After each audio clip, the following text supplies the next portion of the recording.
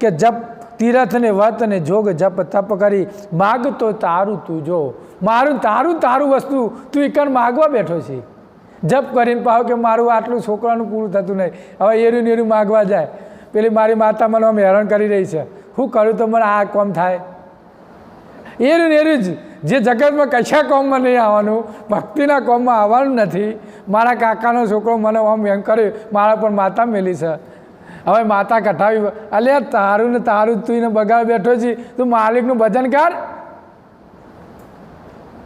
કોઈ તને માતાએ નહીં નરે કોઈ બાતાએ નહીં નરે કોઈ બાધાએ નહીં નરે આ મારા શીતળદાસના શબ્દો યાદ રાખજો કોઈ તમારા કોઈ માતા મેલે ને તમારું જો કાર્ય તમારું કર્મ જો સારું છે તમારું કાર્ય જો સારું છે તો કોઈ દેવી દેવતા તમને હેરાન કરે એને તમે તમારું કર્મ જુઓ અને તમારું કર્મ જો ઊંચું છે તો તમને કોઈ તમને દુઃખી નહીં કરે હું મારું ખુદનું તમને નિર્ણય લઉં કે મારું કર્મ સાચું છે હું કર્મમાં નિસ્વાર્થ ભાવે આજ હું તમારે જો સત્સંગ કરવા બેઠો હું ત્યારે હું બે શબ્દ તમારા સાચા કહ્યું છું જો મારામાં મલિન તત્વ હોય મારા અંદર કચરો હોય તો હું તમારા ચોખ્ખા દિલથી હું તમને વાત ના કરું અમુક કથાકારો તમારા સ્વાર્થ માટે વાતો કરતા હોય અને આજ તમારો જો નિસ્વાર્થ ભાવ છે અને નિસ્વાર્થ ભાવ હોય એ જ ભક્તિ માલિકને અંગીકૃત થાય જો સ્વાર્થ પડ્યો હોય કથાકારમાં તો પછી એ ભક્તિ માલિકને અંગીકૃત થાય આજ હું તમારો જો હોય નિસ્વાર્થ ભાવે હું કથા કરી રહ્યો છું તો પ્રભુદાસ પણ મારા અંતરમાં મારા હૃદયમાં બિરાજમાન થાય અને મારા એ સંકલ્પ કરાવો પણ ક્યારે કે તમારામાં નિસ્વાર્થ ભાવ હોય ત્યારે પણ હું હોય સ્વાર્થ લઈને આવ્યો હોય તો મારું કામ થાય આટલું યાદ રાખવાનું એટલે કોઈ બી કાર્ય કર્યું હોય તો નિસ્વાર્થ ભાવે કરીએ પછી હું આટલું કરું તો મને તો પ્રભુદાસ મને ફળ નહીં હાલતા ફળ તમારું ને સમય પાકે ને એટલે ઓટોમેટિક કેરી પાકી થાય પણ તમે ફળની આશાએ જો તમે સેવા કરવા બેહો તો કદી ના થાય ઓબો વાયો હોય બરાબર અને તરત જ ગોટલો વાવે ને મહિનામાં કેરી લઈ લે થાય ખરી એને તમારે સિંચન કરવું પડે 1 વર્ષ કરવું પડે 2 વર્ષ કરવું પડે 3 વર્ષ કરવું પડે અને 5 વર્ષ કરવું પડે એક ધારું તમે એને પાણીનું સિંચન કરવું પડે અને જ્યારે 7મું વર્ષ આવો અને જો કેરીઓ ના આવે તો પછી એમને સમજવાનું કે આમાં કેરીઓ નહીં આવે પાણી ચાલુ રાખવાનું અને 8મા વર્ષે ચોક આવો અને 8મા વર્ષે તો કાચી આવે ને પડી જાય તો એમને સમજવાનું કે પાકી નહીં થાય થશે 9મા વર્ષે પાકી થશે અને જો 9મા વર્ષે તો વાવાઝોડું આવી ગયું અને કેરીઓ તો આવી પણ કાચી ને કાચી બધી ગળી જઈ તો તોય હિંમત હારવાની 10મા વર્ષે આવશે અને જ્યારે 10મા વર્ષે આવશે તો 10 વર્ષનું તમારું જે કર્મનું જે ફળ રહ્યું સેવા રહ્યું એ 10 વર્ષનું તમારું ફળ એક જ વર્ષમાં આપી દેશે આ રણછોડદાસ બાપુને તમારે 10 વર્ષની જો તમે કોઈ સેવા કરી છે અને જો નિસ્વાર્થ ભાવે કરી છે તો તમારે 10 વર્ષ સુધી ઓબો રહ્યો એ કોઈનું બાકી રાખતો નથી 10 વર્ષનું એક જ વર્ષમાં ફળ આપી દીધું એમાં આવે પણ જો તમે 10 વર્ષ હોય ભક્તિ કરી છે તો 10 વર્ષનું એક જ વર્ષ એવું આવશે પણ જો તમે 7મા વર્ષે ડગી ગયા અને 8મા વર્ષે ડગી ગયા તો પછી તમે ગિરનારનો પર્વત ઉપર ખાલી 5 પગાઠિયા બાકી રહ્યા હોય અને 10,995 પગાઠિયા ચડ્યા હોય અને 5 પગાઠિયા બાકી હોય અને તમે હિંમત હારી જાઓ અને તમારો ખુદા તમારો માલિક પ્રભુદાસ તમારા મળવા બેઠા હોય અને તમે એ વખત નિરાશ થઈ જાઓ અને જ્યારે તમારે ફળ મળવા માટે 5 પગાઠિયા 5 જ દિવસ તમારી જરૂર હોય અને તમે પાછા પડી જાઓ તો પછી તમને પ્રભુ મળે પણ તમારે એ પગાઠિયા ચાલવા માટે જ્યારે તમારી કસોટી થાય એટલું યાદ રાખવાનું કારણ કે જ્યારે છેલ્લા પગાઠિયા રહે 10-15 પગાઠિયા રહે એટલે તમારી કસોટી ચાલુ થઈ જાય અને કસોટી ચાલુ થાય એટલે માણસ હતાશ થઈ જાય નિરાશ થઈ જાય અને એ જ મેન ગુરુની કસોટી છે અને એ જ કહેવાય છે ગુરુ કસોટી દેતે તે સર્વે સહેવું સહી કસોટી સુખ પામે અપારું ગુરુની કસોટી જો સહન કરવાની જેનામાં તાકાત આવી જાય એ જ માણસ પછી પ્રભુને મળી ગયો એટલે જ ગુરુ કસોટી દેતે સર્વે સહેવું સહી કસોટી સુખ પામ્યા અપાર જે કસોટી પામી ગયા તો પછી એ 10,000 પગાઠો ચડી જાય પછી કદી ન હતાશ થવાનો દાડો આવે નહીં, કારણ કે પછી તમારે ટટલી ઓગળી નહીં, આખો હાથ ઉઠાવી લે અને પછી તમારે કદી દુઃખનો દાડો આવે.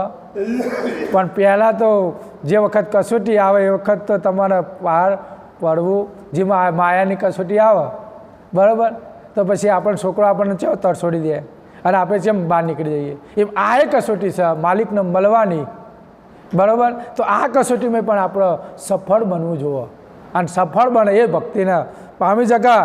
આગળ પણ શું કહે કે નેન્દ્રાના સુપન મેં રાજા ભી શોક થયો જાચવાય આપને દ્વારયો સુપનનો સમાઈ ગયો જાગ્રત સુખ લયો જેમ હતો તેમ થયો આપ સોંબો. નિંદ્રાના સુપનમાં રાજા ભિક્ષુક થયો. આ એક દૃષ્ટાંતની વાત કરીએ હવે કે એક જનક પિતા એને એક વખત સપનું આવ્યું. હવે જનક તો મોટો રાજા હતો, મહાબળીઓ કહેવાય. એના અંદર બધા જેટલા સંતો મહંતો વહંતો એના તો ચરણોમાં રહેતા હતા, એટલો જ્ઞાની પુરુષ. હવે તમે વિચારો તો ખરા, એટલો મહાન રાજાને જ્યારે ઊંઘ્યો તો ને સપનું આવ્યું, અને સપનું પણ એવું કેવું કે તમે વિચારી જાઓ, પોતાના રાજમાં એ ભીખ માગવા માંડ્યો. લ્યો હવે વિચારે જેવું હોય ને, જે જગ્યાએ એ સિંહાસન બેઠો હોય, આખી દુનિયાને હેન્ડલિંગ કરતો હોય, એવા માણસને એવું સપનું આવ્યું કે રાજા પોતાનું પાત્ર લઈ સપનામાં ભીખ માગવા માંડ્યો. અને ભીખ માગવા મને કેવી જગ્યાએ કે જે જગ્યાએ જે પેલા ગરીબ જે મજદૂર જે માણસ હોય એ જગ્યાએ એને ભીખ માગ્યું દાડા. હવે ભીખનું જે પાત્ર પણ હોનાનું, વિચારો તો ખરા, હોનાના પાત્રમાં ભીખ માગવા માંડ્યો. હવે ભીખ માગ્યો હોય, સપનું હોય, ભાઈ આ તો સપનું કહેવાય. હવે સપનામાં તો રાજા રંગ બની જાય, પેલો ફકીરી બની જાય, કોઈક ચક્કીરે હોય, કોઈક દારૂરીઓ બની જાય, તો કોઈ નક્કી નહીં. હો આ તો સપનું. અને કોઈક ડોલરીઓ હોય તો અમેરિકા સપનામાં ઉઠી જાય ને હવાનો પાસો હોય આવી જાય. એટલે આ સપનું કહેવાય. હવે તમે વિચારો કે રાજાને સપનું આવ્યું. હવે સપનામાં રાજા ભિક્ષારી બને જેવો પોતાનું હોનાનું પાત્ર, હવે હોનાના પાત્રમાં ભીખ માગવા માટે કાઉન્ટર હોય, કાઉન્ટર જેમ આપણે નહીં કાઉન્ટરે થાળી લઈને જતા, એમ ખીચડી કાઢી હતી. એટલે પછી હોનાના પાત્ર લઈ અને જે કાઉન્ટરે પીરસતો હતો ને એ કણ જેવો. હવે સપનું તો ભયાનક હોય એટલું યાદ રાખવાનું. અને તાકડા રાજા ભીખ માગતો હતો અને પેલી બાજુથી આખલો આવ્યો દોડતો, અને રાજાનું જે હોનાનું પાત્ર હતું ને ખીચડીને કાઢી લેવાની અને અંદર પાત્રમાં પડી અને પેલો આખલાએ નેચાથી પગનું પાટું માર્યું ને તો જે ખીચડીને કાઢીને હોનાનું પાત્ર પડ્યું પેલી બાજુ, અને જ તાકડે રાજાની વખ ખુલી જાય.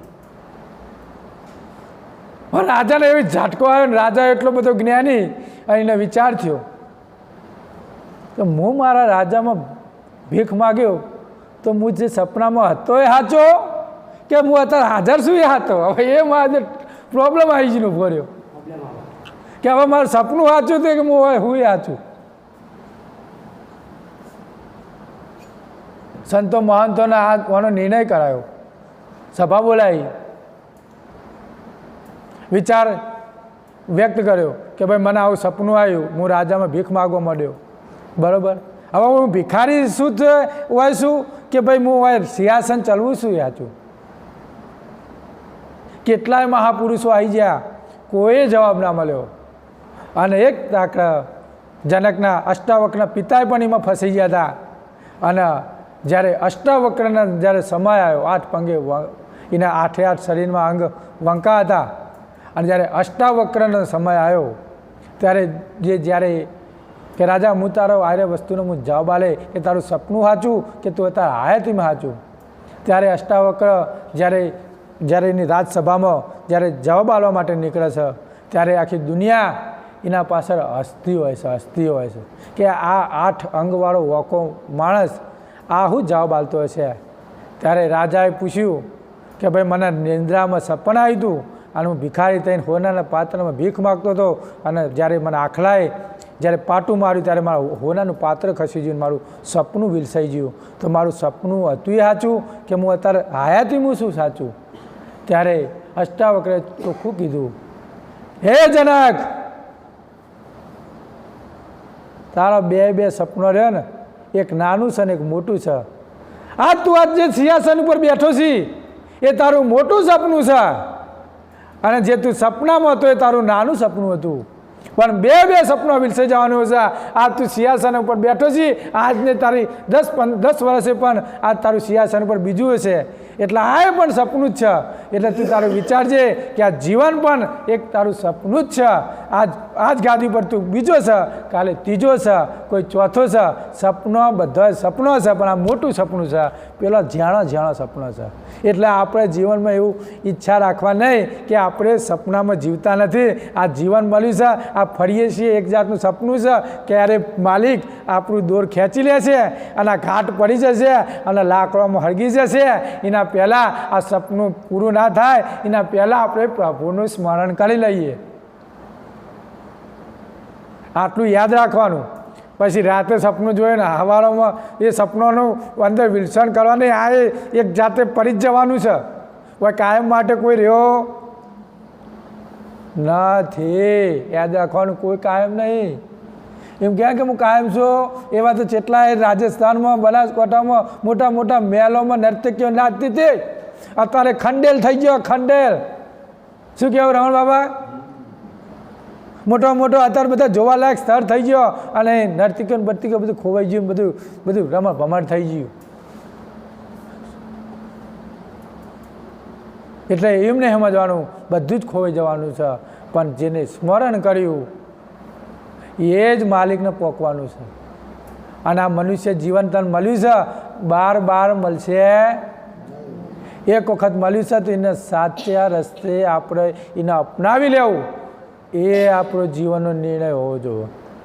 અને છેલ્લી વાર ઠુકર થઈ ગયો આપણો એન્જિનો, ઓઇલ તો ફૂંકી રહ્યો, જૂના એન્જિનો બધો બરાબર, ટાયરો ગાઈ ગયો તો થોડું ઘણું ગાઈ નાખો એન્જિન તો પછી માલિકને સમર થાય. અત્યાર સુધી તો કોઈ કરી નહીં, પણ છેલ્લી વાર તો ડંકો વગાડો, બીજું કોઈને જગ્યા મળી હારી તો પછી હોય શું કામ મારું તારું કરવાનું. એટલે આ બધું વિચારવાની જરૂર છે. આ નિંદ્રાનું સપનું આવું હોય અને સપનું બધા ભૂલસાઈ જવાનો, એના કરતાં યાદ રાખવું. તમ પદ સાત્વિક સ્વરૂપ સ્વામી તણો રજો ગુણ રસ બસાલો ભજો દ્વાદશ દ્વારનો સારમ અંધીર રચ્યો ઘટ ખટ રસ લે વાચો. તમ પદ સાત્વિક સ્વરૂપ સ્વામી તણું.